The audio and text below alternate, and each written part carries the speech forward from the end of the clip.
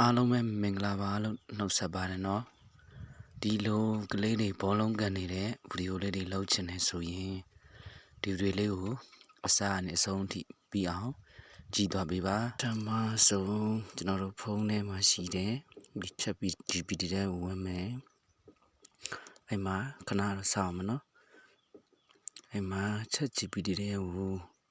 ရောက်သွားပြီဆိုရင်ကျွန်တော်တို့ကသူ့ကိုစာလေးရေးပြီးပို့လိုက်မယ်ဘယ်လိုပို့မလဲဘယ်လိုပို့မလဲဆိုရင်တော့ကလေးမမသားကြီးကလေး3ယောက်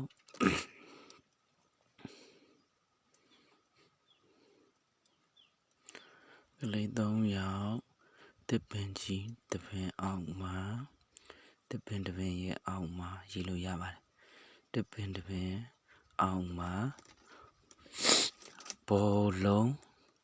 ဟုတ်ပြီနော်ဘောလုံးကစားနေကြသည်sorry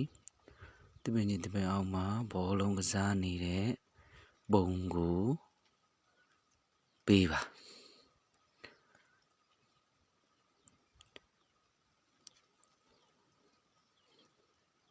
ပုံကိုပေးပါတောင်းလိုက်မယ်နော်တောင်းပြီဆိုရင်ဒီမှာပို့လိုက်မယ်သူလက်မလေးထောင်ပေးလိုက်မယ်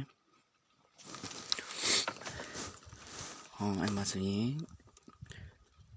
ပြန်ပို့မှန်ပေါ့နော်ဒီစာကြောင်းကို copy ပြန်ယူမယ် copy ယူပြီးရင်ပြန်ပြီးတော့ရိုက်ပြီးတော့ပို့လိုက်မယ် paste ချပြီးပို့လိုက်မယ်ခဏတော့စောင့်ရတယ်နော်သူက image create လုပ်တဲ့အခါမှာခဏလေးတော့ကြာတယ်စောင့်ရမယ်ကြာလာပြီပေါ့နော်ပုံလေးပေါ်တော့မှာဒီမှာဆိုရင်ဘောလုံးကစားနေတဲ့ပုံလေးကိုရတော့ဒါလေးကိုစေ့မယ်မကြိုက်သေးဘူးဆိုရင်ဒီမှာစာရေးပြီးတော့ပြန်ပြင်လို့ရတယ်ပေါ့နော်တခြားတစ်ခုဖြစ်တဲ့ကျွန်တော်တို့ဒေါ်လာဆိုတဲ့ software လေးတွေကို AI software လေးပဲနော်အဲ့ထဲကိုသွားမယ်နှိပ်လိုက်မယ်နှိပ်ပြီးရင်ဒီမှာစာလေးရေးမယ်စာလေးကဘယ်လိုရေးမလဲဆိုရင်ဒီပုံကိုဟုတ်ပြီနော်ဒီပုံကို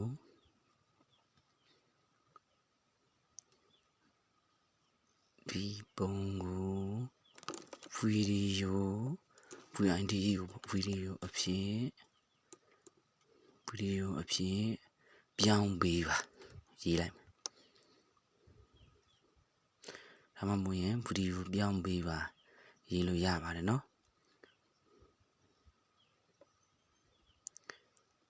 အဲ့ပြီးရင်နှိပ်လိုက်မယ်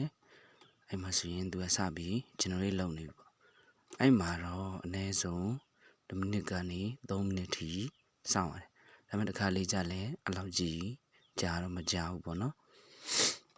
ဒီမှာဆိုရင်သူက generate စပြီးလုပ်နေပြီဒီနေ့ကိုသူက video 5 video လုပ်လို့ရတယ်ဗျပုံလေးတွေကိုအဲ့တော့ခုနလိုပဲ ChatGPT ကနေကိုလိုချင်တဲ့ပုံတောင်းမယ်တောင်းပြီးရင်ဒီဒေါ်လာ software လေးတွေကိုသွားပြီးရင် email လေးကိုထည့်ပြီးရင် video ပြောင်းခိုင်းမယ်အဲ့တော့ဒီနည်းလေးကပို့ပြီးတော့လွယ်တယ်လို့ထင်လို့ဒီနည်းလေးကိုပြောပြတာဖြစ်ပါတယ်နော်ဒီမှာဆိုရင်သူကဒီနေ့ကို video 5 ခုလုပ်လို့ရတယ်ပေါ့ free လဲရတယ်တော့ဒီမှာဆိုရင် video လေးရလာနှိပ်ကြည့်မယ်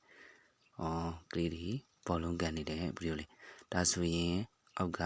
C လေးကိုနှိပ်လိုက်မယ်ဒါ download ဆွဲတာပဲပေါ့နော်ကိုဖုန်း gallery ထဲကိုရောက်သွားမှာပေါ့